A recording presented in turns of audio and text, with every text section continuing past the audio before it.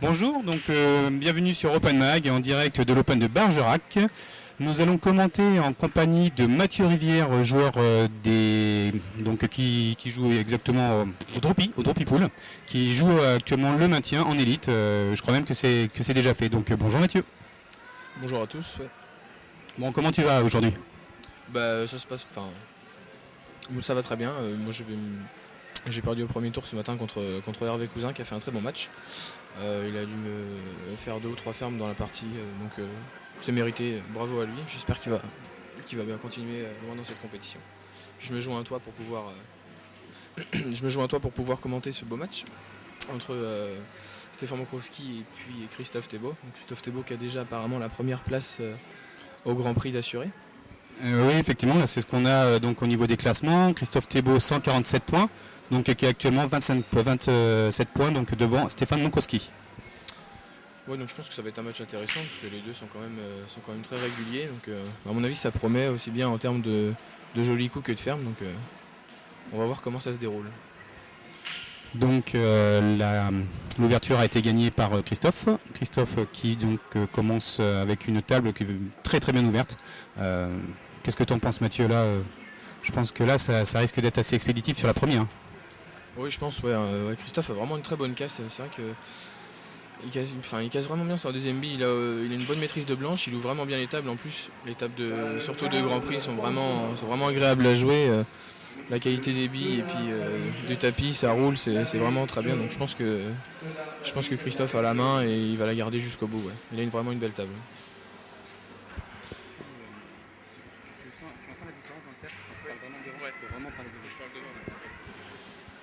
Je trouve que c'est vrai que par rapport à ce que tu disais sur la casse de Christophe, qui était un coup peut-être où il a été en difficulté il y a quelques temps, qui n'était pas spécialement son point fort, et aujourd'hui je trouve que l'amélioration de sa technique, le fait qu'il joue sur la deuxième bille, je trouve clairement que ce qui était son point faible aujourd'hui devient presque son point fort.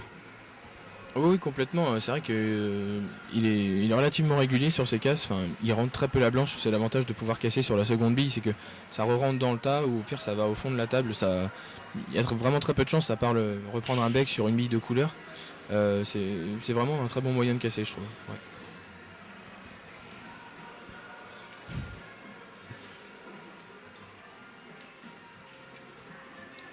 Il y a Stéphane qui nous signe, c'est quoi? Si on parlait un peu fort ou... Ah, c'est vrai qu'on est positionné, c'est prêt quand même. On va essayer de réduire un petit peu le volume. Bon donc, comme on disait, la première partie est très rapide, une table qui était extrêmement ouverte, pas de difficulté technique majeure, uniquement là, cette replace qui doit être contrôlée, et encore, je pensais même pas qu'elle passait sur le fond de droite, donc...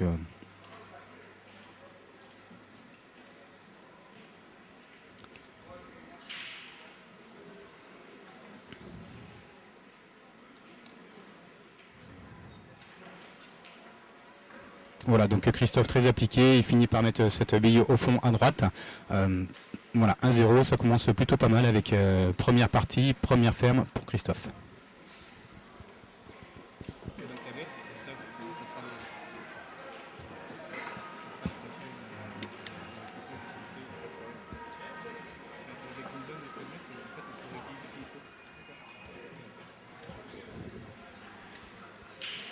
Donc c'est parti pour la deuxième partie. Oui, avec une casse de Stéphane. Casse très forte, très puissante. Et malheureusement, il empoche la blanche. Et encore une fois, une table extrêmement ouverte.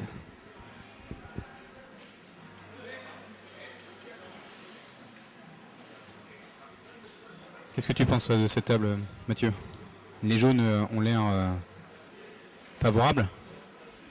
Oui, les jaunes sont clairement la couleur, je pense, la plus avantageuse. Après, c'est vrai que c'est un petit peu compliqué, les deux jaunes en haut à droite de la table, là, de pouvoir les débloquer assez rapidement. Je pense que c'est ce que Christophe va essayer de faire sur son premier coup, et puis pouvoir se placer pour confirmer la couleur et pour essayer de fermer la table. Ouais, je crois qu'effectivement, tu as tout à fait raison. Il va aller chercher à ouvrir les deux jaunes avec l'aide de cette rouge en faisant un bille sur bille. Et derrière, en prenant assez fin sur cette rouge, il devrait pouvoir faire avancer la deuxième avec impact la première. et au final s'ouvrir la table de façon à aller chercher probablement une seconde ferme. C'est vraiment le premier coup, le tir libre qui est le plus déterminant sur cette partie.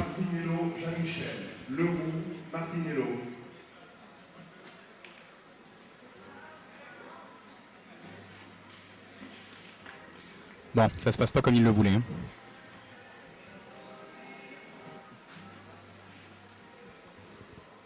Alors ça reste jouable, ça reste fermable, avec un longé de bande, revenir se positionner sur l'autre partie du billard pour pouvoir jouer ces deux billes qui sont contre les rouges. Oui, je pense après sur les deux jaunes qui sont qui entourent la rouge du bas là, je pense que c'est un peu plus compliqué. Celle qui est la plus à droite ne doit pas pouvoir passer, donc il va falloir utiliser celle qui est juste à côté pour débloquer. Je pense que c'est ce qu'il va faire là, sur le coup qui arrive là. La seule chose que je pensais, c'est qu'il aurait fait en sorte de liquider cette première jaune qui se trouve sur la bande, qui va demander quand même une replace un petit peu plus difficile. Parce que quand il va venir ouvrir donc, cette rouge, il va venir la pousser pour pouvoir ouvrir sa jaune. Il ne sait pas exactement comment il va se replacer au final. À moins qu'il y a quelque chose qu'on ne voit pas.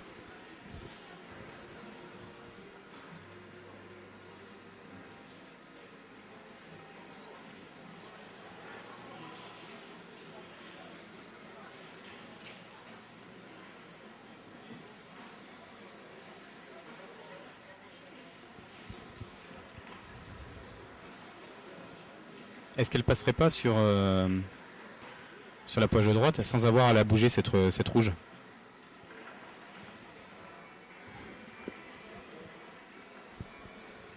Ah bah regarde, visiblement elle passe. Oui, je pense qu'elle passe. Je pense qu'il va essayer de se replacer pour pouvoir jouer la jaune qui est au centre dans la poche opposée et ensuite venir éclater pour se retrouver longé de bande. C'est super bien joué. Ouais, au final, effectivement, c'est impeccable, quoi. Il se retrouve juste avec des billes à pousser maintenant. Il n'a même pas de replace à faire, tout est nature.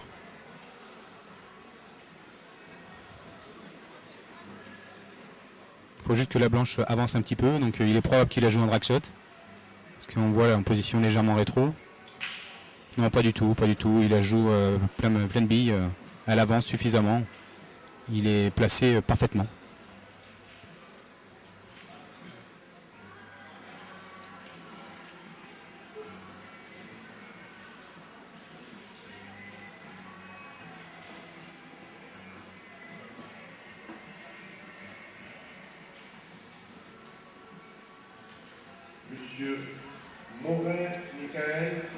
Bon ben voilà, c'est fait pour une deuxième partie à suivre. Casse est fermé, ferme sur casse, ça commence sur les chapeaux de roue, ça commence très très bien. Sinon Mathieu, nous parlons un petit peu de la saison en équipe. Donc tu évolues avec les Droupies, équipe Vendéenne. Tout à l'heure j'ai un petit peu bégayé parce que je ne savais plus du tout où on en était. Donc voilà, là j'ai repris mes esprits. Je sors d'un match qui a duré plus de 3 heures. Donc forcément là je suis déshydraté, épuisé, mort. Voilà, pour reprendre votre saison, vous avez été qualifié sur le tableau A, qui était l'objectif principal. Au final, vous faites quand même une excellente opération parce que vous arrivez de la N1. Sur la première année, vous cherchiez certainement de maintien. Opération faite. Parlons un petit peu de cette année. Oui, c'est vrai que forcément, on avait pour ambition de jouer la phase A parce que la saison précédente, on avait réussi à terminer champion de National 1. Donc on avait forcément envie de continuer notre belle lancée. Le début de saison a été un peu compliqué. On a fait pas mal d'erreurs, on n'a pas forcément développé un jeu qui était assez haut pour pouvoir remporter des matchs et assurer notre maintien, notre maintien en élite, donc l'accession à la phase A rapidement. Ça s'est vraiment joué au dernier Open, donc à Saint-James.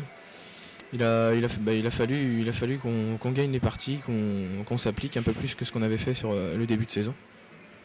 Donc c'est vrai que maintenant la pression est un peu retombée.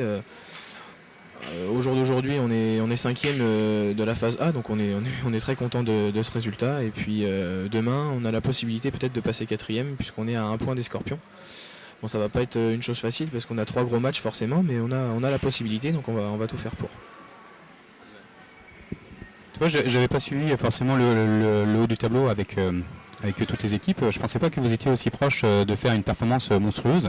Donc effectivement, déjà la 5e place, c'est quand même énorme. pouvoir être en mesure d'aller chercher cette 4e place, c'est un challenge aussi tout autant intéressant. C'est quand même une sacrée performance que vous êtes en train d'établir. Donc tu nous disais que sur ce début d'année, vous étiez peut-être un petit peu tétanisé par l'enjeu, ça serait un peu ça? Oui, c'est possible. C'est vrai qu'on n'avait peut-être pas mesuré, on était un petit peu dans l'entrain comment dire, de la victoire du championnat de National 1. Donc peut-être qu'on s'est un petit peu reposé sur nos lauriers et du coup on a laissé passer des matchs et des parties qui ont failli nous coûter l'accession à la phase A en milieu de saison. Donc c'est vrai qu'il a fallu qu'on se reprenne sur les 2-3 derniers Open pour pouvoir être sérieux et puis assurer ce maintien en élite. Ouais. C'est vrai que c'est quelque chose de très important. On sait tous que la différence entre la phase A et la phase B sur la table et puis mentalement est hyper importante. Quoi. C'est vrai.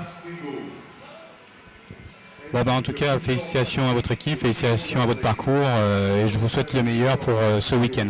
Donc revenons à la partie, donc cette fois inversement de situation, Christophe a cassé et cette fois-ci c'est Christophe qui a rentré la blanche.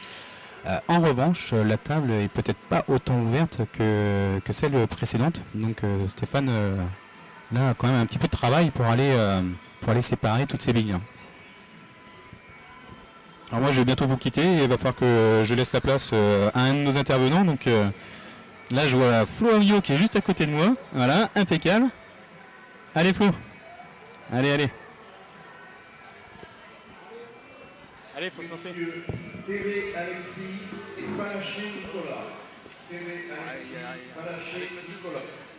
Ainsi que Gagliassi Nathan et Crépin David.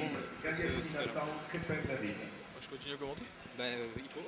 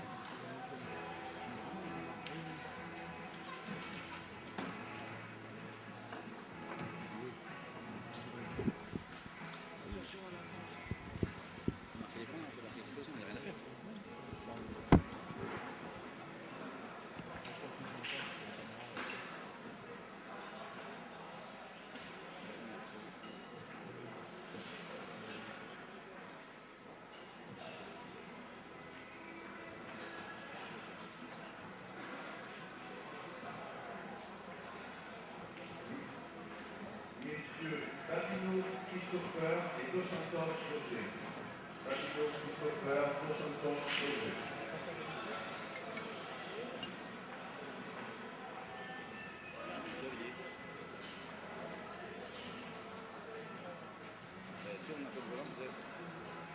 Je pense que je suis en train de parler au micro, là.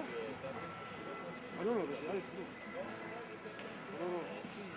Tu veux quelqu'un? Tu veux quelqu'un? Passe pas, Alors, tourne un peu le vraiment. volant. Essaye de tourner un peu le volant.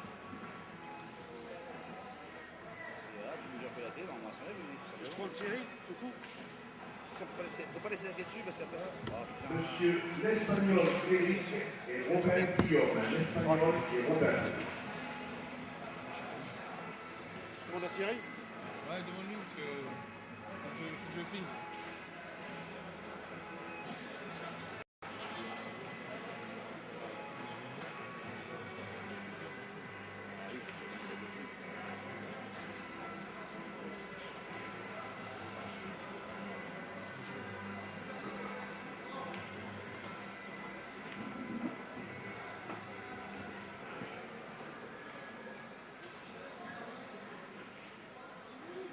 Il arrive.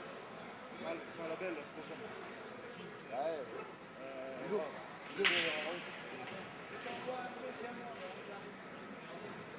je vais regarder d'ici, c'est pas grave. Je fais un coup d'œil en même temps. Il est où ton commentateur favori, là, Dave? Il est où, là?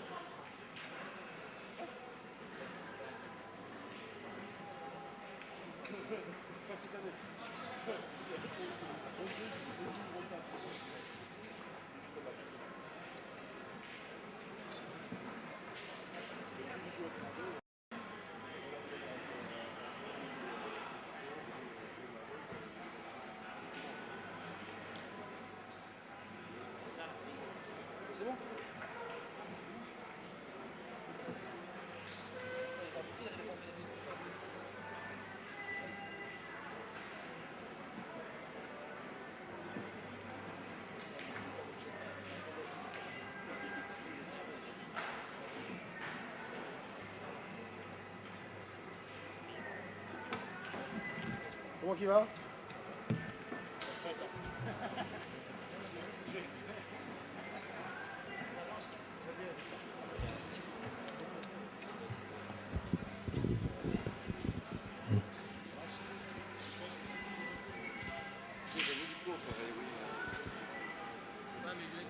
Ce match opposant Thébault à Mokrowski, on prend le match en cours avec Thierry Foucault. Présent? Toujours présent. Ah, j'essaye.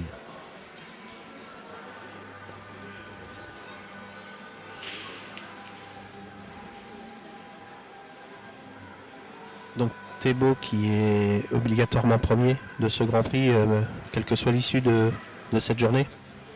Ah oui, il finira numéro 1 quoi qu'il arrive. Depuis l'Open de Paris, c'est acquis. Donc là, il joue pour aller chercher le prix de Bergerac.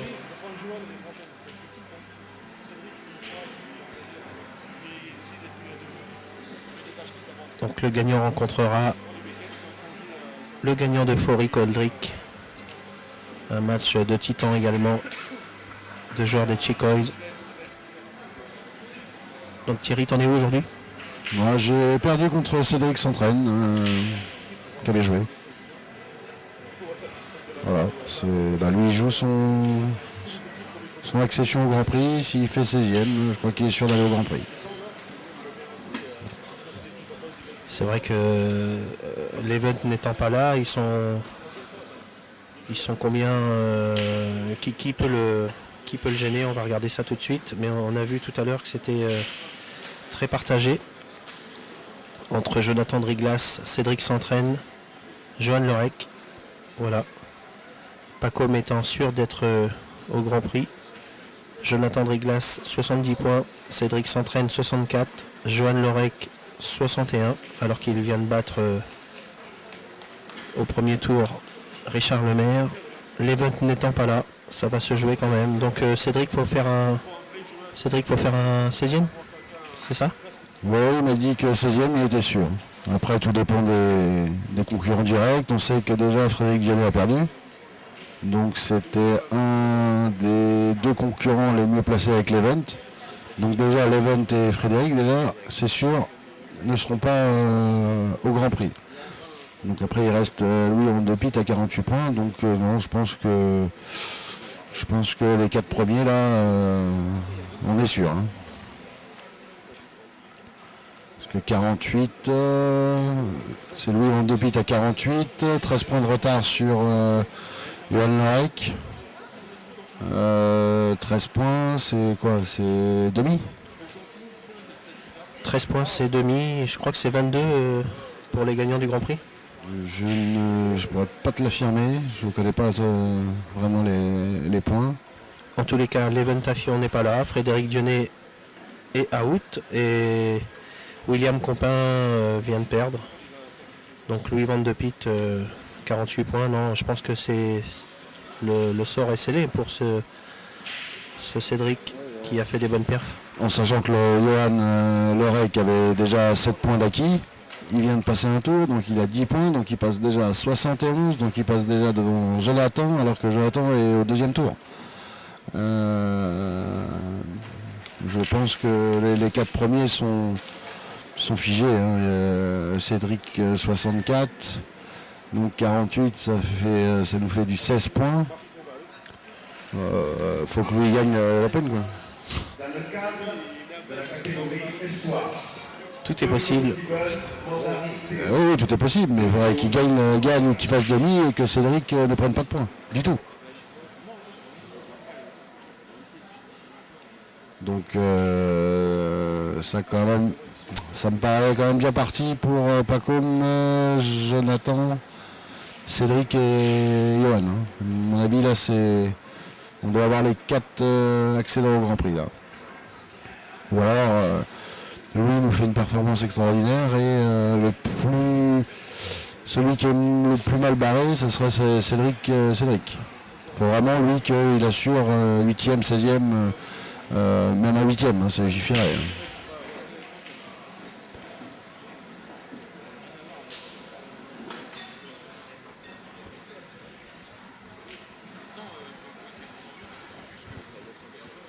Et là, Stéphane qui restera 2e ou 3e à l'issue de ce match contre Christophe Thébault.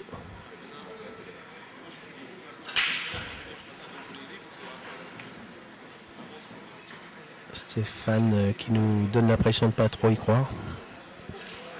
Oui, il est un peu blasé, il n'a pas trop de... Je crois que c'est la 2e blanche sur 2 ou 3 casses, ça va être la 2e blanche qui rentre.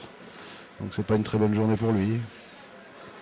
Il a eu une année un peu compliquée entre les blanches à la casse et les noirs en courte partie. Il a fait une saison bizarre. Chaotique, disons. C'est le mot, c'est ça. Après, si on parle des classements au niveau du Grand Prix, on est pratiquement sûr de la descente de Ludo. La descente de Ludo, Christophe Holly a perdu, il me semble. Donc il reste encore en course Pierrick et Fabien. Ouais. Et Fabien menait 2-0. Et il y a 3-0, Fabien mène 3-0. Mais bon, c'est pas fait quand même, parce que à part Richard qui a perdu,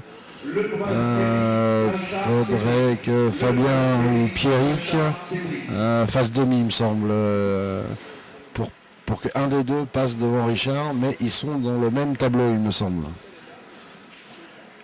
Je regarde. Vuitton, Pierrick. Ouais, il pourrait se jouer en demi les deux. Ouais. Mais il y a du beau parcours quand même.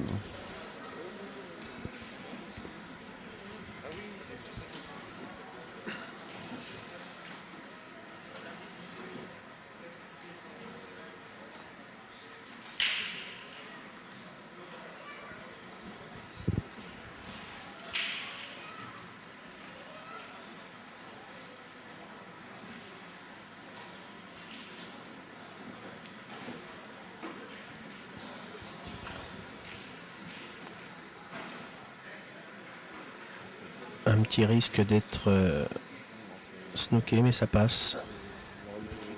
À sa tête, on l'aurait vu s'il passait pas. Il est assez expressif quand ça passe pas, Toff. Bon, bah, il déroule, hein, 4-0, 3 fermes. C'est un bon départ.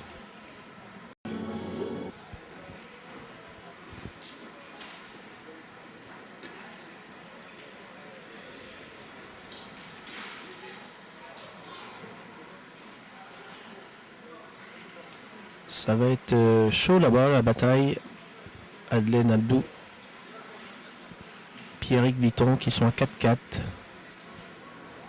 Fabien Couedon, Sonny Macias. 3-0 pour Fabien Couedon. Fofo et Coldric viennent de commencer. Et nous sommes sur le match Thébault-Moncroski avec une déferlante de ferme de Christophe qui profite des blanches de Steph qui n'a pas trop de réussite à la casse.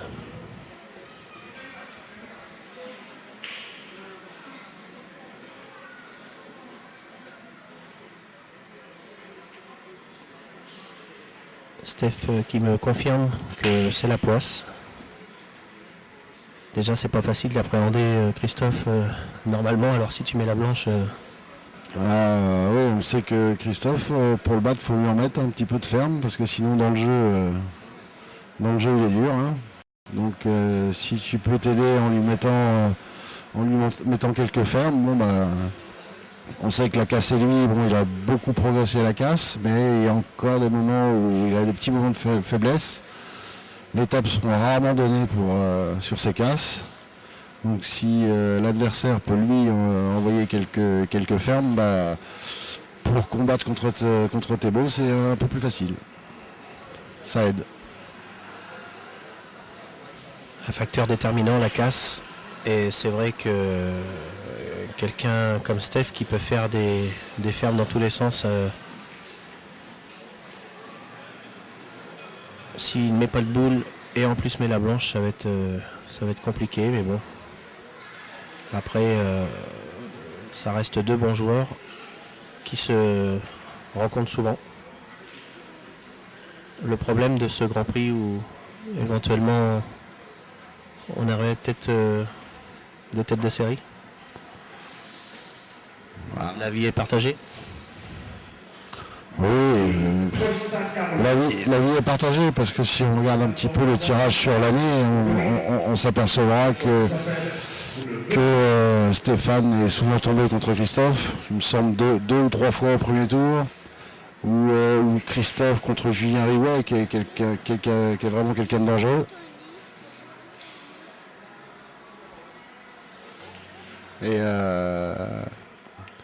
Et donc forcément il y a des tableaux qui sont un peu mieux équilibrés ou un peu moins bien équilibrés. Aujourd'hui, les 4 premiers étaient quand même dans la première partie du tableau. Oui, mais je pense que c'est arrivé assez régulièrement d'avoir les 2-3 premiers dans le même tableau et un tableau en restant relatif sur l'expression un peu plus facile. En n'ayant pas les 3 premiers dans son tableau, ça reste quand même plus aisé d'atteindre les demi-finales et la finale. Après, quand on regarde les résultats, on s'aperçoit que à la fin de l'année, ça ne change pas grand-chose. Donc oui, pour l'équité sportive, comme dans tous les sports de tête de série, ce serait logique. Malheureusement, on s'aperçoit que dans le résultat, les premiers restent premiers. Donc s'il y avait des têtes de série, peut-être que l'écart serait encore plus important. Et ça reste dommage. Pourquoi Pourquoi c'est comme ça? Ça, c'est la grande question, parce que c'est quand même tous de très bons joueurs. Mais on s'aperçoit que ce soit dans n'importe quelle fédération, les premiers restent les premiers. Les premiers, deuxièmes, on a pu Christophe Lambert en affaire basse, mais j'ai aucun doute que s'il était encore en affaire basse, il se battrait pour la première et la deuxième place avec Christophe Thébault, comme en FFB. Donc pourquoi ils sont forts, il n'y a pas de souci, ils ont certainement ils le prennent peut-être plus professionnellement. Je pense qu'il y a une façon d'aborder la compétition un peu différente par rapport aux autres. Et un mental, ils ont un mental qui est au-dessus. Hein. Je pense que l'explication vient de là aussi, hein, parce que Paul est très fort et pourtant il aura peut-être un peu plus de passage à vide, un peu plus de mal à gérer les moments où il est en difficulté que les deux Christophe. C'est peut-être bien pour ça qu'il n'arrive pas à vraiment les accrocher. Il n'y a pas que le jeu, alors on s'aperçoit que le jeu ne suffit pas, il y a plein de facteurs à côté.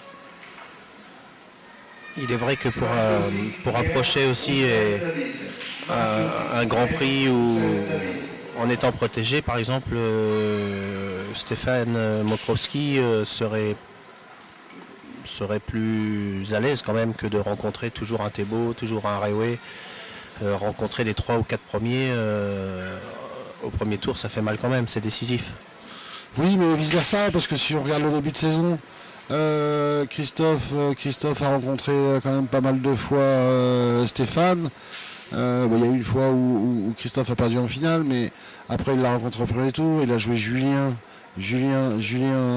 au premier tour, qui était dans une dynamique extraordinaire au niveau de la casse. Donc si c'est plus aisé pour Stéphane, ça le serait aussi pour Christophe en tant que tête de série numéro 1 ou peut-être 2, 3, 4, mais ça s'équilibrerait par rapport à ces deux joueurs-là, hein, je parle. Hein. Ça en désavantagerait d'autres, mais pour eux, je pense que dans la longévité, ça s'équilibrerait. Donc, puisqu'ils se sont rencontrés en début, Stéphane a éliminé Christophe et après Christophe a inversé la tendance. Donc l'un dans l'autre ça équilibre la saison. Juste Christophe qui a été un peu plus performant, beaucoup plus performant sur le milieu de saison et fin de saison, alors qu'au début il a perdu contre Julien, il a perdu contre Stéphane et donc forcément tu cours après les points et puis après il a commencé à lui aussi être plus performant et à ne pas perdre contre ce genre de joueurs-là. Toujours des matchs compliqués à jouer, mais il a réussi à prendre le dessus. Donc, les têtes de série, oui. Je pense quand même que ça facilite les joueurs du haut de tableau. Forcément. Après, à 16 joueurs, est-ce que ça a vraiment une importance, les têtes de série? Je pense qu'il faudrait en rajouter 6 et mettre des têtes de série. Oui. Attention, hein, je ne suis pas contre les têtes de série. Je ne suis pas contre, je fais un constat. Je fais juste un constat que sportivement, normalement, il devrait y avoir des têtes de série parce que dans tous les sports, c'est comme ça. Il y a forcément des têtes de série. Au foot, il y a des chapeaux 1, 2, 3. Et donc les meilleures équipes dans le chapeau A, ou je ne sais pas comment ça se passe, mais et donc forcément qui sont un petit peu avantagées. Et donc ils vont rencontrer des équipes qui sont deuxièmes et moins fortes parce que c'est comme ça. Au tennis, il y a des têtes de série. Partout, il y a des têtes de série. Bon, pas en affaire basse. Là, le fait est qu'il y a 12 permanents et 4 accédants. Le seul truc qui pourrait peut-être être à changer, qui a son importance, et c'est vrai que sportivement c'est quand même pas normal que 2 accédants puissent se jouer au premier tour. Voilà. Oui, ça c'est un peu, c'est même improbable. Je vois pas comment on peut faire en sorte de faire profiter quelqu'un qui accéderait au Grand Prix et qui rencontrera un mec d'Open, quoi. C'est un peu bizarre. Bah, c'est déjà arrivé que de joueurs accédent. Oui, tout à fait. Mais excuse-moi, je te coupe la parole, mais c'est vrai que dans l'esprit, c'est pas cool. Bah, ils sont pas là pour se jouer, ils jouent toute l'année en Open. Donc s'ils montent au Grand Prix, c'est pour jouer des joueurs de Grand Prix. Alors bien sûr que sportivement, c'est pas très bien. Après, pour l'accédant, bah, déjà il prend des points, il passe un tour de plus, il peut faire une belle perf. Bien sûr que pour la performance, c'est bien pour le joueur. Maintenant, dans l'esprit sportif, c'est quand même pas normal que quelqu'un qui vient de l'Open rencontre un autre joueur qui vient de l'Open alors qu'il se joue toute l'année. Il devrait rencontrer obligatoirement un joueur du Grand Prix. Et en plus, ça déséquilibre pour les joueurs permanents. Ça les déséquilibre parce que ils sont obligés de se jouer eux. Et forcément, au deuxième tour, un accédant va forcément jouer un joueur du Grand Prix au deuxième tour. Même si les accédants méritent leur place parce qu'ils ont gagné, c'est quand même plus facile de jouer un accédant du Grand Prix que de jouer un Thébault, un Riway, un Kolderic, un Foury, un Lemaire au deuxième tour. Donc forcément, il y en a qui trouvent leur compte avec ce genre de configuration. Mais dans l'esprit sportif, c'est pas très bien. Ce qui peut être rectifié l'année prochaine. Bah, ça c'est pas dur. Ça c'est pas dur à rectifier.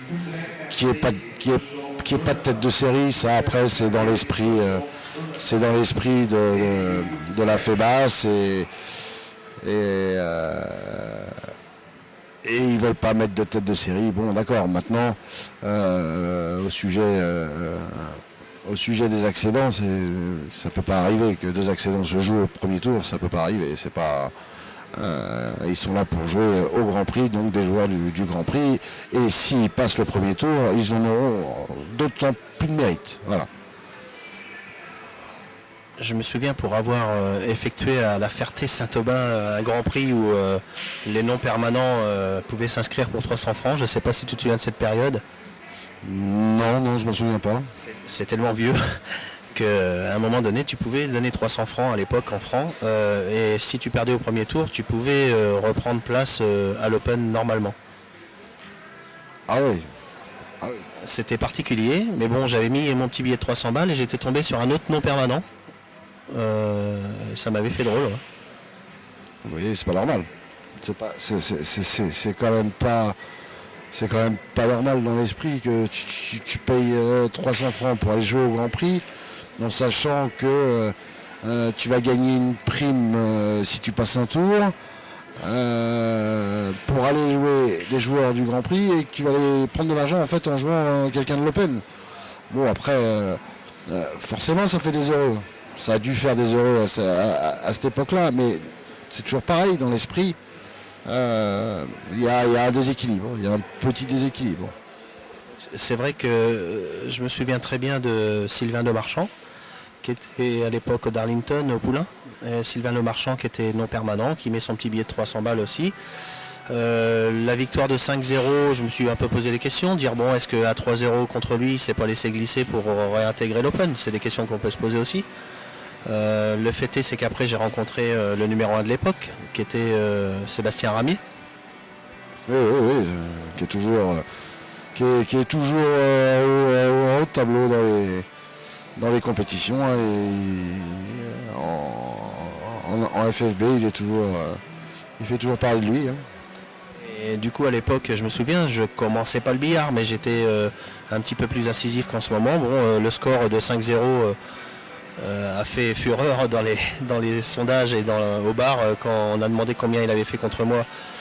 Il avait fait noir-blanche à 4-0, donc 5-0. Je me suis dit, bon bah là j'ai plus le droit à l'erreur, il faut que j'envoie. Et j'étais tombé sur François Marty, que j'avais gagné aussi 5-3. Et là à l'époque, je courais partout, fallait pas me tourner le dos longtemps. J'avais buté en quart de finale contre Dumont, le Steph, que tu connais. Hein. C'était un mur aussi lui. Oh, c'est toujours un mur. Hein. C'est toujours un mur. Hein. Il est toujours le même style, toujours un combattant. Hein. La perfection, un combattant avec la perfection, un monsieur du billard, hein, parce qu'aussi bien du fair play, une gentillesse exemplaire et puis un niveau hors du commun. Encore en ce moment, il fait parler de lui du côté de la Bretagne. C'est quelqu'un qui a marqué les annales sportives au niveau du 8 poules, c'est sûr. Donc oui, c'est vrai que c'est un peu bizarre, mais voilà, c'est les anecdotes comme ça, ce qui remonte depuis peut-être plus de 15 ans ou 20 ans. Oui, il y en a pas beaucoup, hein, comme Steph Dumont, il y a Landry aussi, qui lui reste... voilà, je pense que c'est des personnes qui restent eux-mêmes. Et ils ont toujours été performants dans le billard, et quand ils reviennent, eh ben, ils restent toujours dans la même optique. Cette combativité, cette envie de gagner et de ne pas perdre, parce que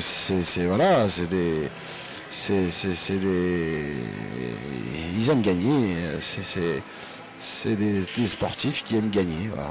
Et donc même quand ils n'ont pas joué depuis longtemps, ou ils jouent plus au plus haut niveau, quand ils viennent, eh ben, il faut encore parler d'eux au plus haut niveau, alors que ils jouent dans la région.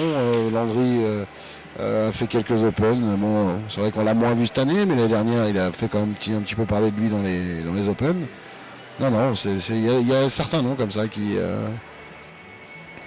Leur nom reste, comme tu disais, à juste titre dans les annales du billard, mais leur nom fait peur aussi. Donc c'est pour ça qu'en 3 ou 4 gagnantes, on tombe sur un Stéphane Dumont, un Landry qui revient.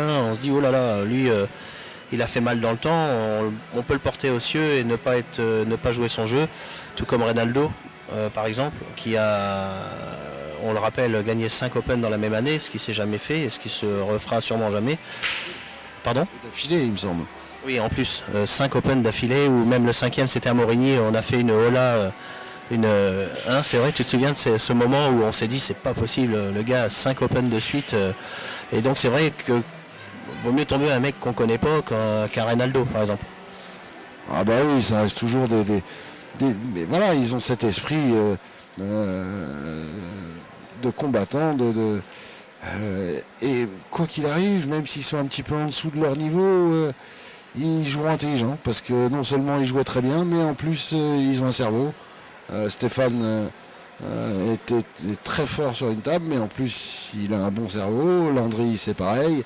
Moi, je vais te raconter une anecdote avec Landry, c'était il y a 3 ans. 3 ans, je ne sais plus à quel Open, je le joue, aucune importance le tour. Je le mène 3-1. 3-1. Donc quand tu mènes 3-1 contre Landry en jouant correctement, pas volé, hein. Et bah dis-toi bien que je n'ai pas retouché la table. J'ai dû casser une fois et il a gagné 4-3. Voilà, j'ai cassé, il a fait casse ferme, ramasse, casse ferme. Voilà, merci, au revoir.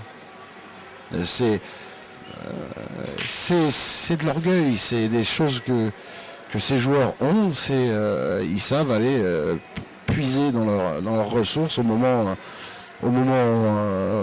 opportun, quand ils sont dos au mur. Voilà, c'est dans leur caractère, c'est dans leur force. C'est ce qui, d'ailleurs, on fait d'eux dans le billard ce qu'ils ont fait. Hein. C'est grâce à leur tête, à leur orgueil, un tout réuni. Leur comportement aussi, hein. On peut parler de Guillaume Accard qui a fait parler de lui au-delà des frontières, parce que Guillaume Accard, avec une attaque, une puissance comme ça, à l'époque où on pouvait se snooker, c'était un joueur incisif aussi, qui pouvait être très, très performant sur une table compliquée. Et c'est ce joueur d'ailleurs qui m'a donné envie d'être un joueur de billard confirmé, et ces noms comme ça qui résonnent, qu'on n'oubliera jamais, qui sont des exemples au niveau sportif, tout comme les Platini, les Marius Trésor, les Giresse, les Amoros, ou les équipes de France au football dans les années 90, 80, qui nous ont fait rêver aussi, une certaine génération. On peut s'apercevoir qu'au billard c'est pareil, on a nos têtes, on a nos favoris, et malgré la jeunesse qui pousse au cul quand même, il y a des centaines et des centaines de joueurs qui sont dans l'ombre, mais qui sont très forts. Mesdames, Mesdemoiselles, le comte Aline et Roussel Leslie. Le comte Aline et Roussel Leslie. À l'époque, c'est grâce à des joueurs comme Guillaume, comme Christophe Lambert, comme Christophe Thébault, comme Marty, comme tous les joueurs qui étaient au top niveau à l'époque qu'on a eu le Grand Prix. Moi, je me souviens, j'avais assisté à comment on appelle ça,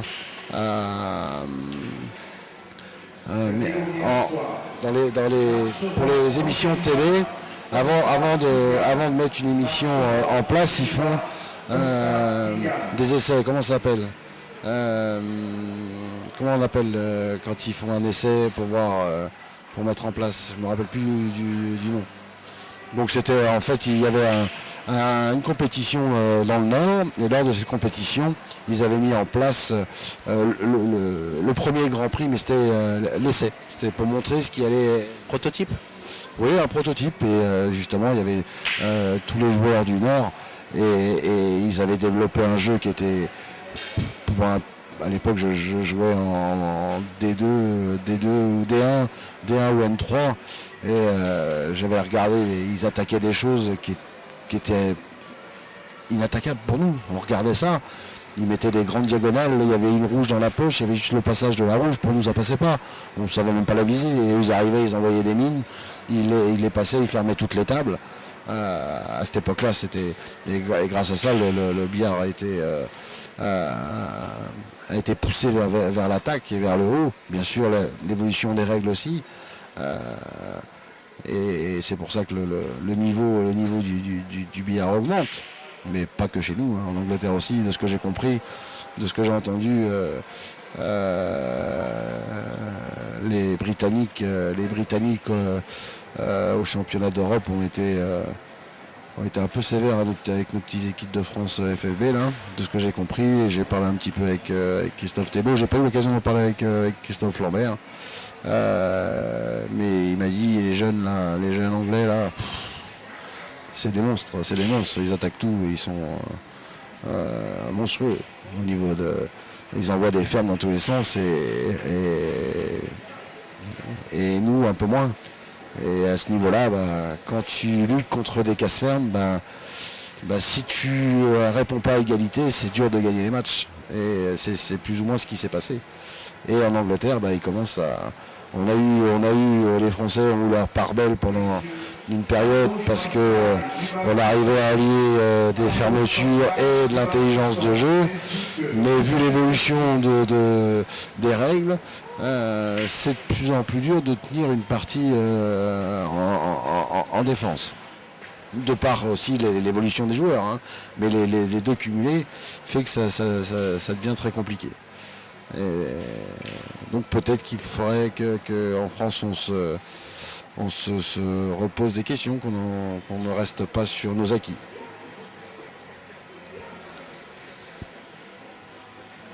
Une partie qui aurait pu être à la faveur de Stéphane, qui a loupé une diagonale là, qui lui porte préjudice maintenant, parce que Christophe a fait une bonne débloque et ça s'est bien passé. Il s'est retrouvé droit sur ses deux jaunes, donc là c'est un Stéphane un peu agacé qui va casser. 5-2. 5-2 et ça va être dur maintenant, il faut empocher une bille. Et non.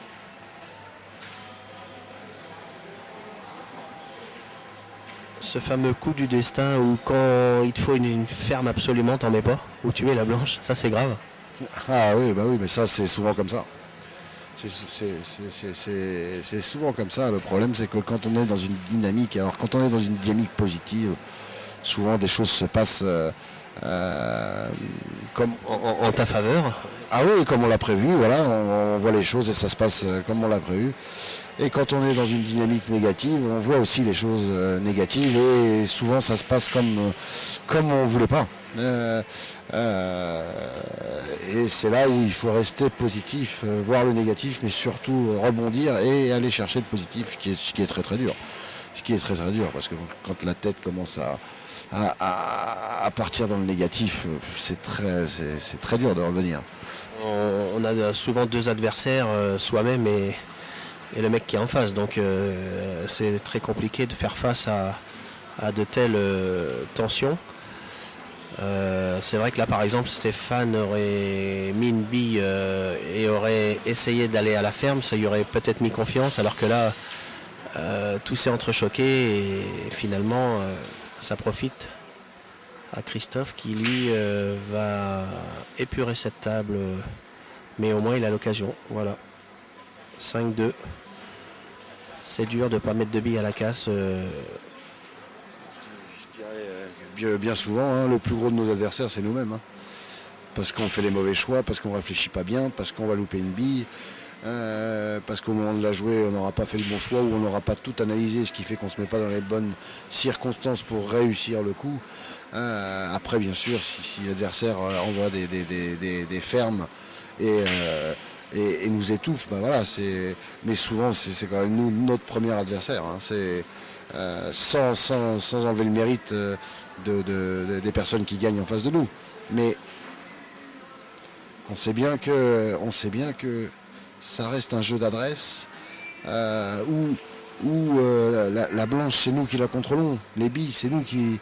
Il n'y a pas une petite quille qui sort de la table et qui dit ah ben non, là je vais me mettre là et je vais te gêner. Donc c'est souvent nous qui sommes responsables de ce qui se passe sur la table. Donc des choses qu'on n'a pas vues, des choses qu'on a mal faites. Donc bien sûr, on peut parler de malchance, de manque de réussite. Maintenant, si on va plus loin, je vais comparer au snooker. Je pense pas qu'ils parlent souvent de réussite. Ils ne doivent pas parler beaucoup de réussite. Quand on les voit jouer, ils sont au millimètre près, les mecs. Ils font des rappels dans la mesure qui est extraordinaire, alors que le billard est 2 fois plus grand que le pool. Et donc ils arrivent à gérer tous les contacts. D'où ma réflexion sur le fait qu'on est responsable de tout ce qui se passe sur la table. Maintenant, c'est beaucoup de travail, beaucoup d'entraînement, on n'a pas forcément le temps, pas forcément autant de motivation que quand on a commencé. Peut-être que si on avait commencé avec les mêmes connaissances qu'on a actuellement, bah peut-être qu'on serait beaucoup plus fort. Peut-être qu'on serait beaucoup plus fort, mais les autres auraient fait pareil. Donc ça aurait été... C'était compliqué. Et pour revenir à l'histoire des Britanniques, c'était aussi pour signaler quand même qu'on a peut-être un problème au niveau de la relève. C'est qu'on n'a pas beaucoup de jeunes quand même qui peuvent faire la rivalité avec les Britanniques. Si on regarde dans les compétitions, on a quand même beaucoup d'anciens. On a fait basse. Et dans les jeunes, performants, on n'en a pas tant que ça. Qui sont vraiment, vraiment performants. De bons joueurs, il y en a beaucoup. Quelques-uns. Mais vraiment performants qui peuvent aller rivaliser avec... je parle international, hein, avec les Britanniques à l'heure actuelle. Je pense qu'on est un peu jeune dans l'expérience. Même si on le rappelle, cette discipline n'est pas réservée aux jeunes et on peut s'exprimer jusqu'à de nombreuses années. Quand même, un mec de 50 ans, il n'est pas mort autour d'une table. Mais c'est vrai, tu as raison, dans l'effervescence de la jeunesse, on n'est pas bien quand même. Je le sens, hein, on ressent... De toute manière,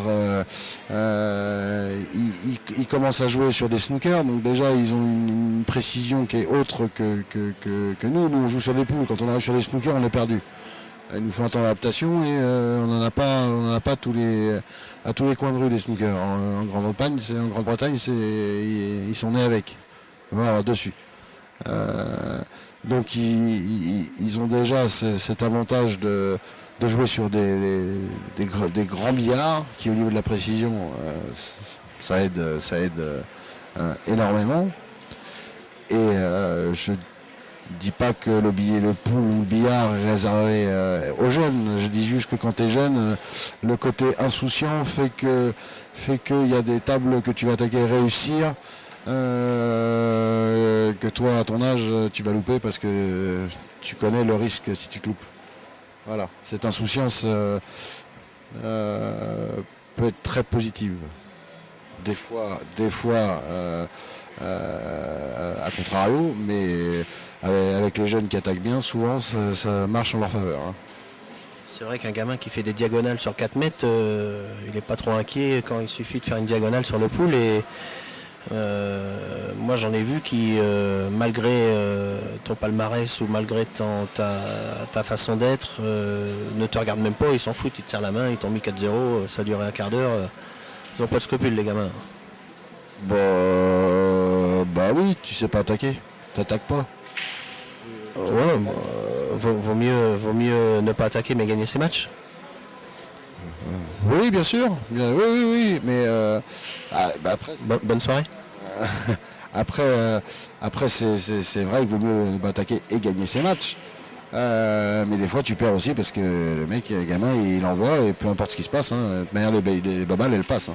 Elles passent partout. Je vais les mettre. Donc après, oui, quand ça devient un peu plus important, qu'il y a un petit peu plus d'adrénaline, forcément le bras et les boules sont un peu plus lourdes.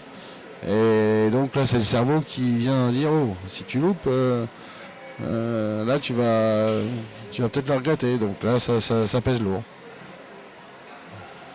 Mais même les anciens, enfin quand je dis anciens de notre génération, on a toujours des moments où on ne peut pas nous arrêter sur 2-3 parties de suite. Maintenant, comme tu dis, l'expérience aidant, on peut sortir des situations et un caillou dans l'engrenage dans une ferme, sur 3-4 parties, un caillou dans l'engrenage, moi j'ai vu des gamins décomposés et ne plus rien faire. Donc c'est à nous maintenant de relever le défi puis de se dire bon, le gamin il s'est déchiré, c'est à moi de bétonner quoi. Oui. Alors, pour ma part, moi, c'est une chose que ce soit un gamin ou une star du billard, ça a toujours été ma façon de voir les choses, puisque j'ai jamais eu un jeu très offensif. J'ai toujours essayé d'adapter mon jeu par rapport à la table parce que j'avais quand même quelques soucis offensifs. Et après de se battre avec ses moyens, que ce soit un très bon joueur ou connu ou un jeune attaquant qui attaque très très bien. Si j'avais l'occasion de lui serrer le jeu pour essayer de gagner la partie, je le faisais. Après c'est plus dur maintenant. Et l'envie aussi, envie de le faire, puis les règles font que c'est plus compliqué. Puis c'est vrai qu'on a envie d'attaquer un peu plus. Les règles sont à l'apogée de ce qu'on pourrait imaginer, c'est bien quand même. Ah oui, elles sont très très bien. Elles sont très très bien ces règles. Il n'y a pas grand chose. Il y aura peut-être que l'histoire de la blanche à la casse avec la noire, peut-être à voir. Voilà. Partie à refaire alors que tu rentres la blanche et la noire, ça annule, ça fait pas faute. Tu recasses, c'est ça? Non, il n'y a pas faute et tu recasses, oui, je pense. Je trouve pas ça logique. Ça fait quand même une faute de blanche. C'est quand même une faute de blanche. Après que tu rentres la noire, oui, tu refais le triangle et je pense que c'est à l'autre de casser. Moi, je verrais plus les choses comme ça. Oui, c'est pas pire que d'avoir 2 coups consécutifs jusqu'à la noire ou faire des fautes volontaires alors que quelqu'un qui regarderait à la télé ce sport et cette discipline ne comprendrait rien. Pourquoi il prend les billes de l'adversaire, pourquoi il touche la bille en premier, pourquoi il fait faute volontaire. Après tout se discute, mais on est quand même pas mal dans le côté attaque. La bille après impact nous a sauvé quand même des longues parties interminables avec des paquets à droite, des paquets à gauche. C'était pas très sain de voir des parties pendant des heures. Pour le spectacle, oui, forcément, mais ça, je dis pas le contraire. Je dis juste que peut-être cette histoire de règles là, le reste, pour moi, pas grand-chose à dire. Mais cette histoire de blanche à la casse et que tu rentres la noire, je pense que c'est un petit truc. Maintenant, tu me parles de l'autre règle où il y a des joueurs qui adorent parce que ça crée des problèmes. Tu as le droit à faute volontaire, tu as le droit à tout. Ce qu'on appelle nous faute volontaire. Il y en a qui sont pour. Moi, j'aime pas du tout. Ça relève plus de la partie d'échecs là après? Même pas. Un peu. On est obligé de réfléchir, d'étouffer l'adversaire. Il n'y a plus rien de spectaculaire, je pense. Après, c'est plus le cerveau là qui doit être éveillé à tout moment. Oui, dans le principe, mais aux échecs, tu n'as pas le droit de. T'as pas le droit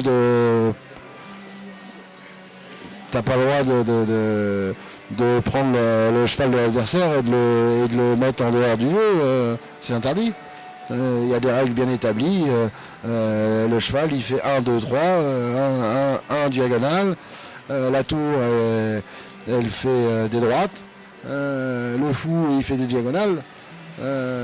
T'as pas le droit d'aller prendre ton fou et de faire 1, 2, 3, je vais à droite, une diagonale et une droite pour aller faire tomber une pièce d'adversaire. Chacun a ses pièces et tu joues avec tes pièces. Là, tu vas choquer directement une bite de ton adversaire.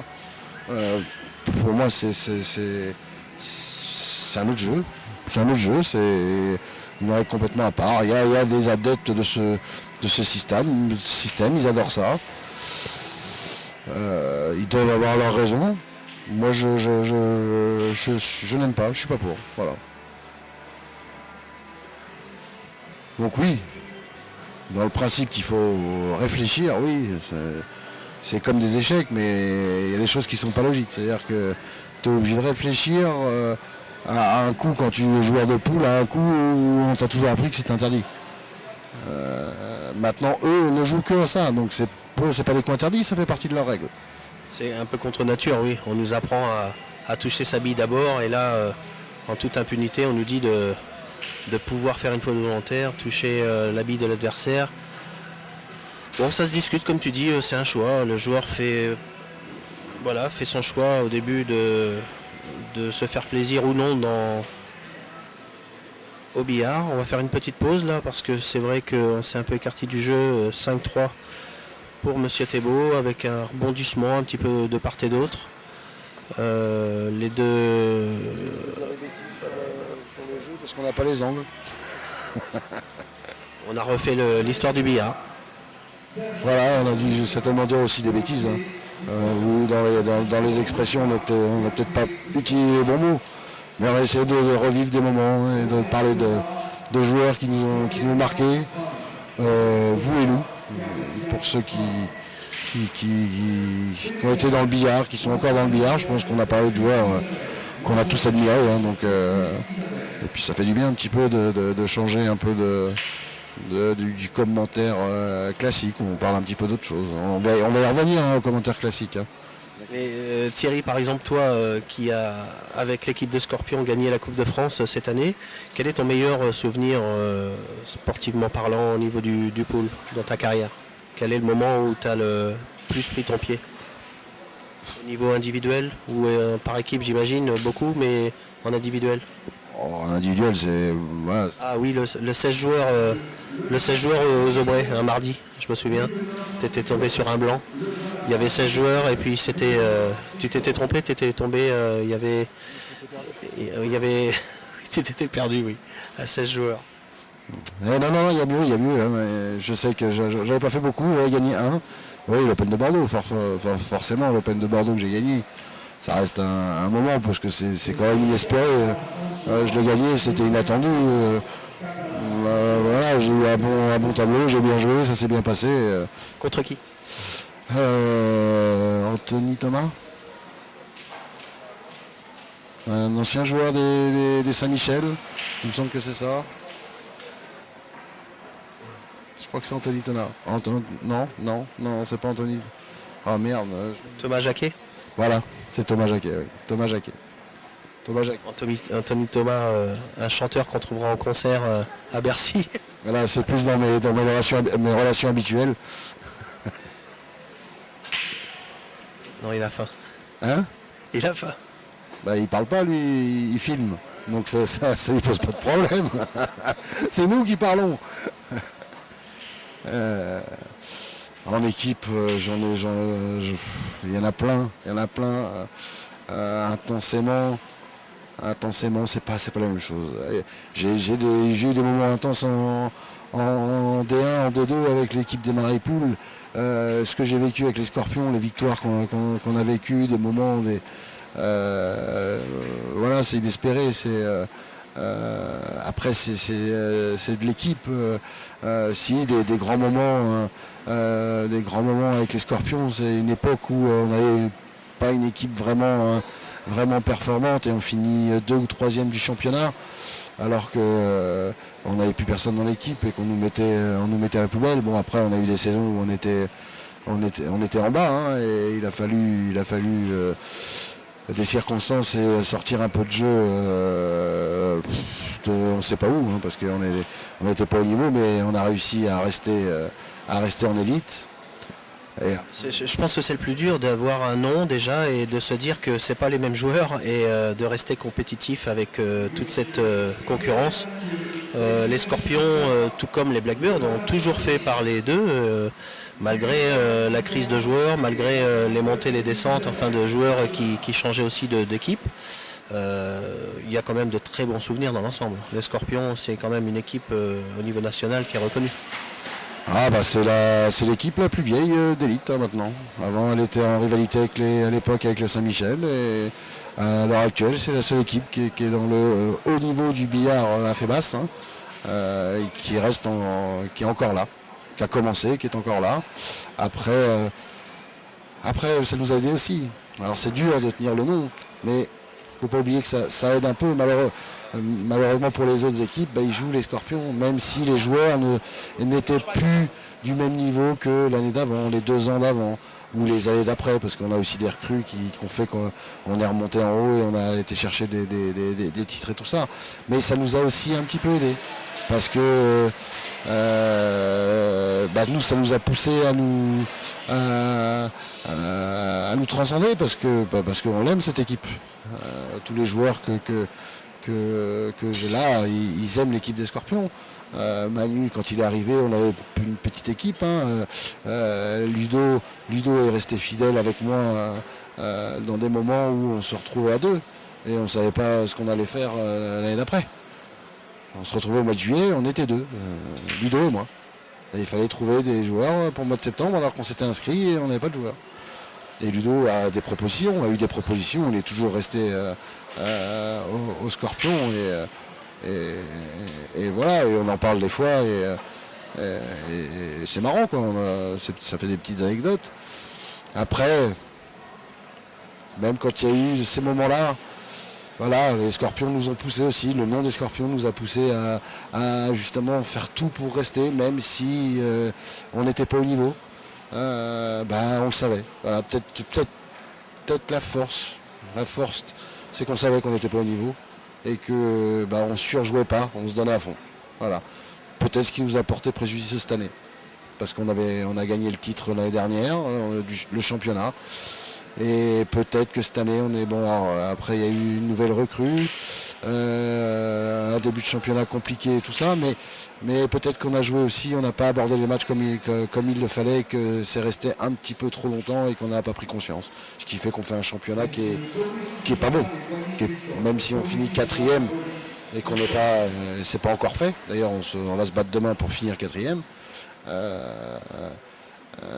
On n'a pas été, je pense, on n'a pas été objectif sur la rivalité. On savait qu'il y avait de très très fortes équipes. On ne disait pas qu'on avait gagné le championnat, mais on pensait un petit peu trop à ce qu'on avait fait l'année passée. On a sauvé notre saison en gagnant la coupe. Voilà. On est content d'avoir gagné la coupe. Ça nous sauve. Toujours cette coupe à Fébas qui est sollicité hein, tous les ans.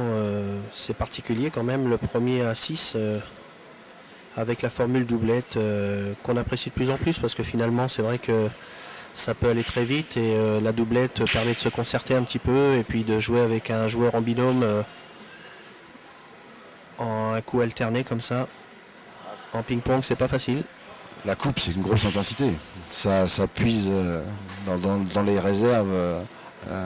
Pour passer les tours, il faut vraiment puiser dans ses réserves parce que c'est vraiment intense. C'est le premier à 6. Quand tu pars derrière, là c'est encore plus dur. Hein, et c'est bien, c'est intéressant. Ça laisse de la place pour beaucoup d'équipes de faire des bons résultats contre des grosses équipes. Et c'est bien, c'est plaisant. C'est plaisant pour tout le monde, je pense. Le fait que ça soit le premier à 6 aussi, dans tous les bars, il y a moyen de faire surprise et d'éliminer des grosses équipes. On a déjà vu d'ailleurs des Scorpions ne pas participer à la Coupe de France à Fébas, et notamment l'année dernière, oui. Et c'est vrai que des fois, dans sa région, arriver à 3 personnes et de se dire, même si c'est des gens qui jouent pas beaucoup, les mecs qui sont fans, il y a déjà de buffet d'installer, ils pensent qu'un truc c'est jouer contre nous et s'apercevoir qu'on est que 3, ça nous est arrivé aussi. De faire des décisives voilà, en se disant bon bah on peut perdre, hein, on n'est jamais à l'abri d'une surprise. Thierry, merci pour ces anecdotes. En tout cas, c'est avec un grand respect qu'on aborde ces sujets parce que c'est vrai que le billard ça nous réunit tous les ans, on re-signe, tous les ans on dépense de l'argent, malgré nos facilités à se déplacer, à travailler par défaut, il y en a qui travaillent aussi le week-end et qui sont passionnés. Donc voilà, c'est ce qui nous réunit, le billard, quelle que soit la fédération, l'endroit où nous on aime ça. On tape des billes et revenons à notre partie aujourd'hui, opposant Christophe Thébault à Stéphane Moncrosky, qui prend une tournure un peu particulière, une petite pause là. Les deux joueurs qui font des manières un peu là. Hein, c'est particulier. Il commence à faire un peu lourd, nous on le sent aussi, je sens qu'il fait un peu lourd là. Et je pense qu'ils ont un petit coup de mou tous les deux là. Stéphane, je pense que c'est depuis le début, hein, il lutte un peu contre le jeu. Et Christophe, c'est un peu bizarre. Voilà une table particulièrement bizarre. Il a le choix des couleurs, il me semble. Non, il y a eu des couleurs de rentrée, il y a eu faute. Alors je n'ai pas suivi le début du match. T'as suivi Je te regardais, t'es tellement beau Thierry quand tu parles. Oui, je sais. Et encore, j'ai vieilli et grossi. Alors imagine ce que ça devait être quand j'étais jeune. Un calvaire pour ma femme. Hein. Si elle m'entend, hein. Un gros bisou. Elle m'entend pas, mais bon, elle me verra jamais. Mais au moins, je lui aurai fait un bisou. C'est déjà ça. Toi, t'es pas particulièrement beau, mais je sais que tu plais beaucoup aux femmes. Ou tu as plu. Tu as plu, plus exactement. Je me vois encore et encore il y a 20 ans, moi. Tu as plu beaucoup aux femmes. Et, il y a peut-être quelques anecdotes, non? Non, Christophe qui est très serein sur la table. Et qui fait une belle performance là en mettant cette bille au milieu. Oui, je parlais du billard bien sûr au niveau des anecdotes. Hein. C'est comme ça qu'on les appelle les billes, on les appelle les filles. Ah bah tiens, on va prendre ma place. Je suis trop chaud là, j'en peux plus.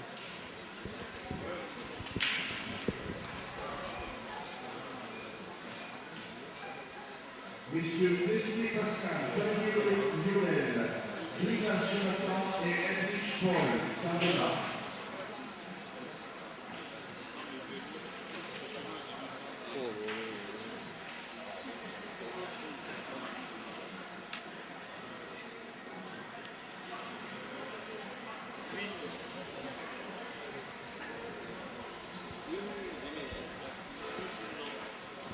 Donc des pronostics avec notre ami Serge Boaziz qui a gagné le NC hier. Donc voilà, c'est de sa faute si je me suis couché à 6h du matin. Là on en est à où dans les... Pierrick a perdu, donc Pierrick, Ludo. Alors un récapitulatif. Là se joue pour l'instant Rewe Adelaine. On a Sony qui se bat encore contre Couedon. 4-2 pour Fabien. Couedon. On a Faury contre Coldric qui gagne 4-3 Faury et qui va gagner le 5-3. Et on a toujours notre match à nous, Stéphane Moncrosky, Thébault. Alors, ceux qui redescendent. Eh ben, Ludovic Violette, Pierre-Yves Vitton, Christophe Wally, et on attend le résultat de Fabien Couedon qui attend, s'il gagne, rencontrerait Johan Marek. Pas facile. Pas facile. Voilà, il n'y a que Fabien Codon qui peut aller se battre pour peut-être réussir à prendre la place de Richard Lemaire.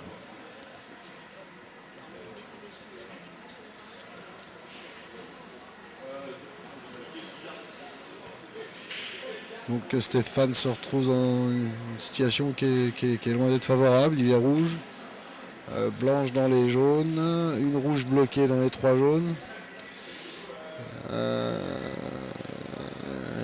Il a quand même un appui de bille. Faudrait peut-être qu'il envoie la blanche au fond. Oui, il faudrait qu'il empêche Christophe de pouvoir rentrer une bille parce que peut-être qu'il y a une combinaison possible avec ces 3 jaunes, ce qui m'étonnerait. D'ici on voit pas bien, mais j'ai pas l'impression qu'il y ait une combinaison possible. Mais c'est vrai que s'il rentre pas de bille et qu'il le laisse voir le paquet de 3 jaunes, je pense que Christophe resserrera la poche. Fera en sorte que l'appui ne soit plus existant. C'est vrai qu'entre le 6-3 et le 5-4, c'est décisif aussi. Chaque coup n'est pas à prendre à la légère.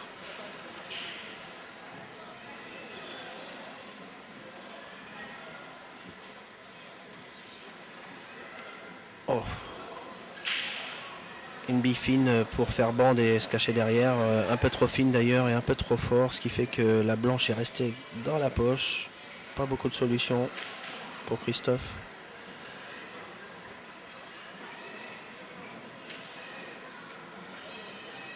Là, il doit faire bon dehors. On a une chaleur, c'est un peu pesant, là. Comme à Gien certaines années. On ressent un petit peu... c'est... Hein ? Il n'y a pas d'air du tout, là. Et, avec les casques, ça fait chaud aux oreilles.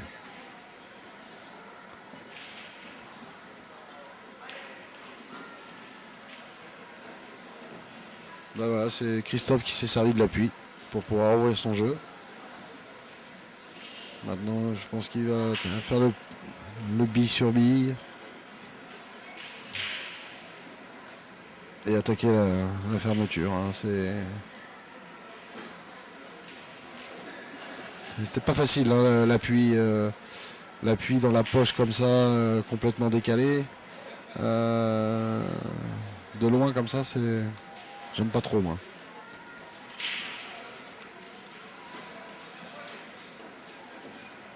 Est-ce que tu t'es inscrit à la consolante ? Je t'annonce que je vais gagner la consolante. Bah, c'est bien, t'es un médium, c'est bien. Moi, je trouve ça... C'est bien, bravo. Bravo, je te félicite tout de suite. Hein. Donc on partage. Tu fais la consolante aussi, non ? Oui.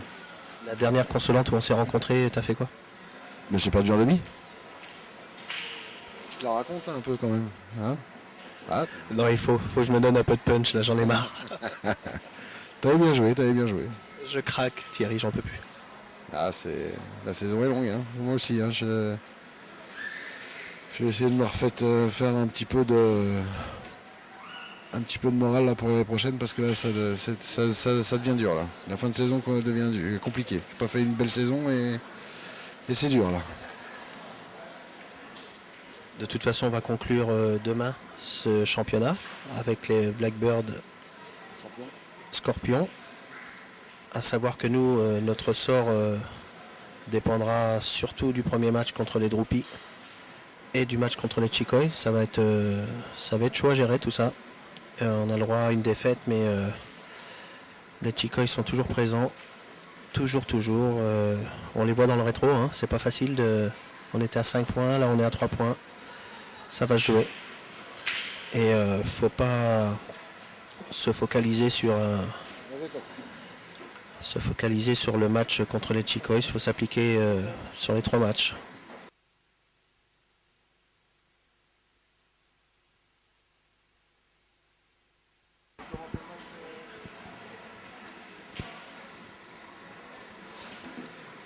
Allez, Steph qui a enfin rentré une bille à la casse. Qui va pouvoir enfin choisir une couleur.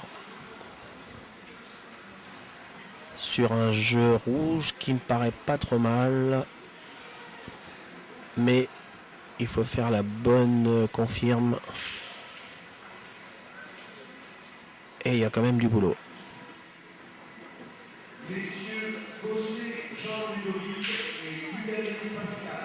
Alors un bille sur bille. Voilà. Faut rapidement penser à la bille au fond à gauche qui va être très tendue. Il faudra se replacer parfait. Et un petit coup d'œil pour savoir s'il ne peut pas s'en débarrasser tout de suite. C'est tendu quand même parce qu'il faut être collé bande à mon avis pour jouer cette bille à gauche. Voilà, donc peut-être se débarrasser de celle-ci au milieu pour être collé bande. Et il a choisi l'option d'aller chercher cette bille, bon, qui va jouer maintenant. Voilà. Parce que pas trop le choix. C'était une option. Donc Steph qui va bétonner un petit peu maintenant.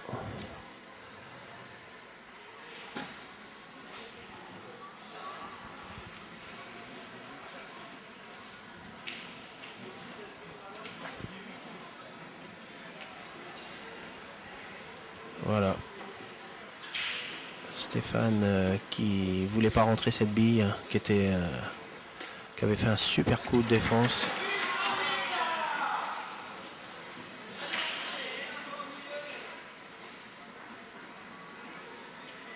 Un super coup de défense, mais malheureusement cette bille est tombée. Donc maintenant, je pense qu'il va aller jouer la bille en haut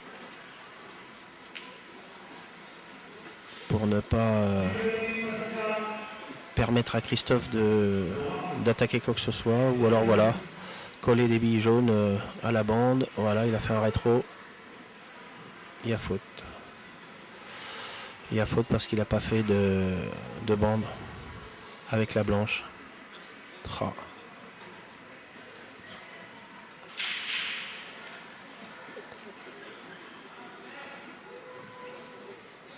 Donc Steph qui n'a pas trop de réussite quand même parce que le coup d'avant était super, mais moins on a de billes à ce jeu-là et moins on peut espérer revoir la table.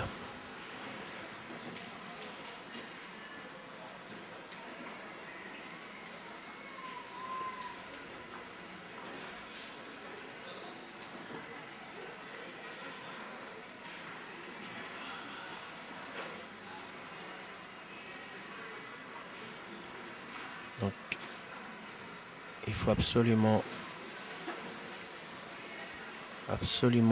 enlever la rouge en poche.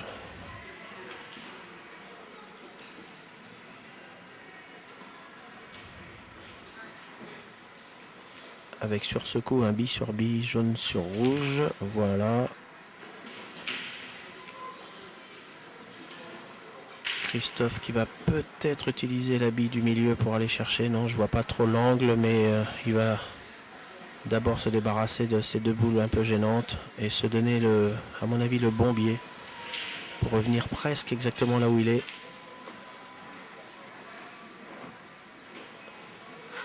Non, il choisit une autre option. Il va falloir y aller à un moment donné. Christophe qui est un peu déçu de son coup.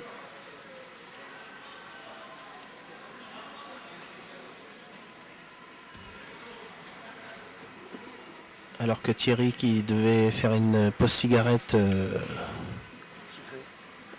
a fait une pause cigarette sucrée, voilà. Avec une bonne crêpe. La gourmandise, oui.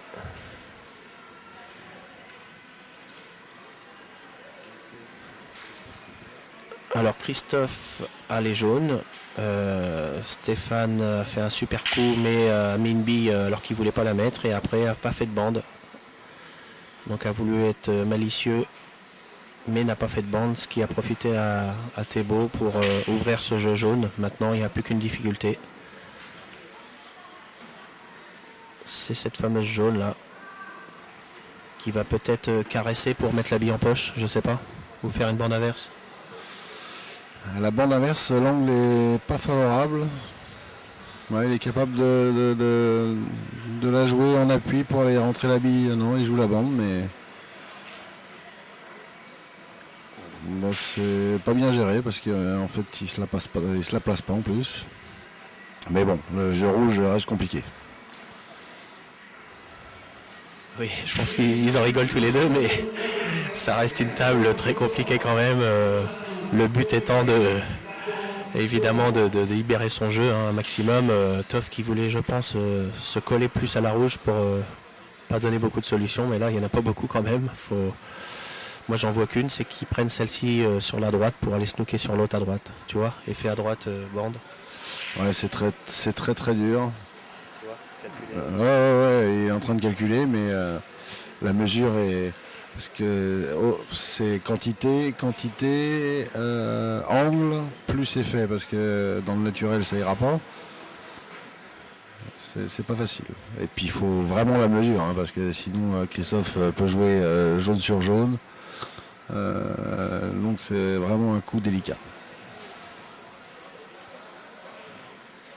Très bien réalisé, super, bravo. Bravo à Steph qui a ses coups de vis que je connais bien maintenant. Hein. Bah oui, tu joues avec lui et c'est parfaitement réalisé. Hein. Il l'a fait comme un chef.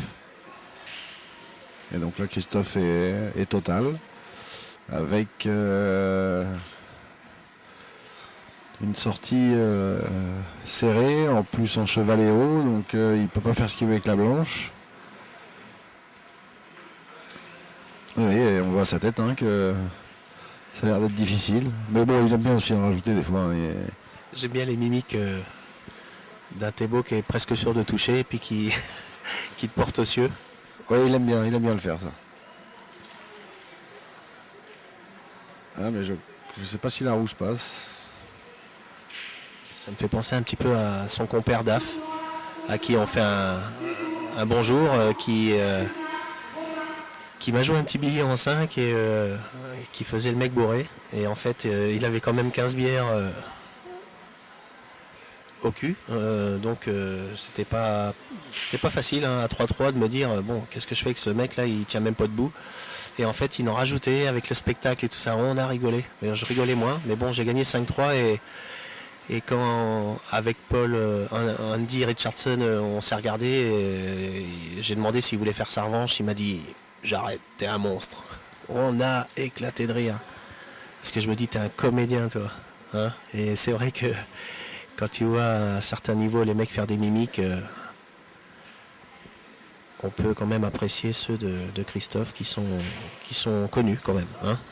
Ah oui, il aime bien. Il aime bien. En fait, quand il n'est pas idéalement comme il avait espéré, il aime bien faire un peu de grimace. Mais tu fais bien de parler de Daf, parce qu'on parlait de Dumont, on parlait de Landry, on parlait de Hakar, mais Daf, faut pas l'oublier, hein, il a aussi... il nous a fait rêver aussi. Hein, il est toujours, dans le niveau... En FFB, il fait partie du Black Ball Master, donc il est quand même encore en haut de l'affiche, il est revenu. Hein. Un sacré joueur, sacré tempérament et un sacré combattant. Qui est-ce qu'il aime pas perdre? On en parlait dans la voiture hier, justement. Et puis, quand on le connaît bien, quel bouffon du roi, c'est quelqu'un qui te fait rigoler, qui a toujours le vice dans la peau, il est capable de s'appliquer... parce que tu as parié sur son match, plutôt que de penser à sa propre perf, il est capable de s'appliquer plus sur...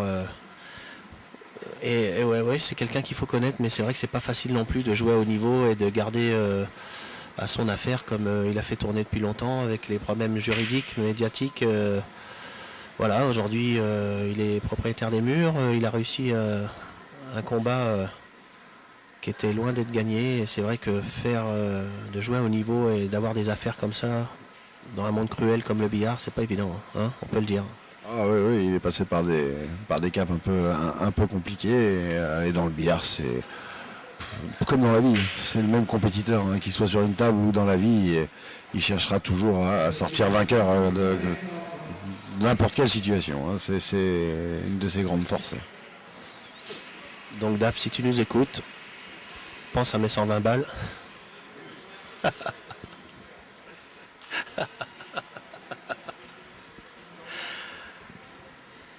comment on se découpe. On s'envoie des photos quand on est dans des restaurants. On mange tellement mieux quand c'est l'argent des autres. Hein. Oui, j'imagine. Je joue pas trop d'argent au billard, mais j'imagine que forcément pour la rigolade, hein, et qu'on a pris de l'argent à quelqu'un avec qui on s'entend bien, forcément quand on mange assez frais, forcément on le fait participer.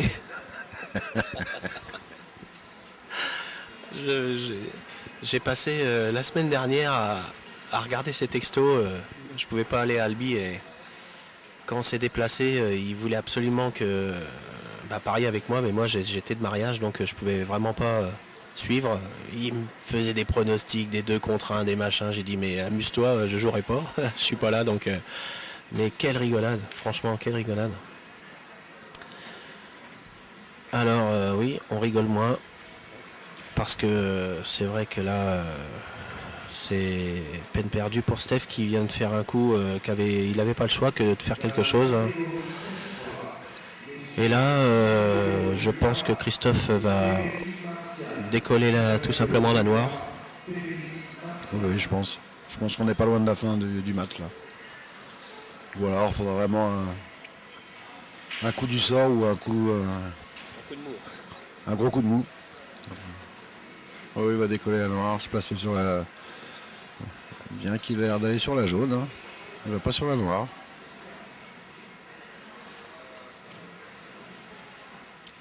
Non, il laisse la noire là. Bon, il a 2 billes en poche, donc il se dit que le rappel sera pas dur.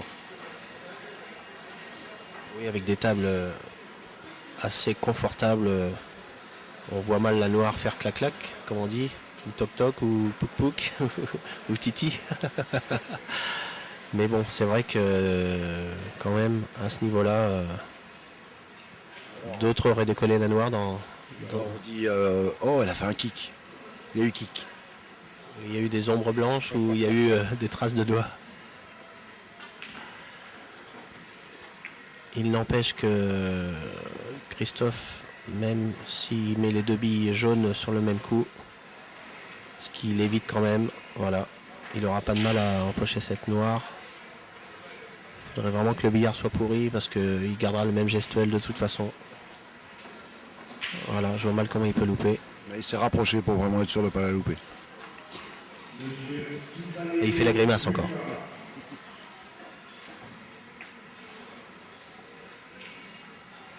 Donc moi j'ai demandé rien à Steph là. Même pas l'heure. Non, on va le laisser un peu digérer.